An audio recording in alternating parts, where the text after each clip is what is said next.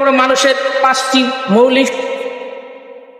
মৌলিক চাহিদার কথা বলা হয়: শিক্ষা, বস্ত্র, অন্ন, বাসস্থান, চিকিৎসা।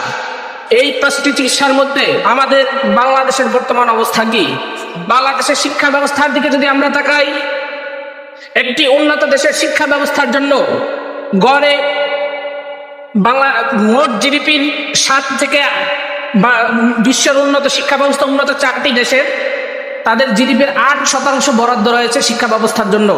তো বাংলাদেশের দিকে যদি তাকাই আমরা, বাংলাদেশের শিক্ষা ব্যবস্থায় জিডিপির মাত্র 1.5%, 1.5 থেকে 2%-এর মধ্যে বিভিন্ন বছরে কম বেশি 1.5 থেকে 2%-এর মতো বরাদ্দ রয়েছে। প্রিয় উপস্থিতি, বাংলাদেশ নয়, শুধু সমগ্র বিশ্বে আমরা যদি সার্কভুক্ত দেশের মধ্যে তাকাই, অর্থাৎ আমার আশেপাশে এশিয়ার, এই দক্ষিণ এশিয়ার অন্যান্য দেশগুলোর দিকে যদি তাকাই, ভুটানে প্রায় 7 থেকে 8% জিডিপি।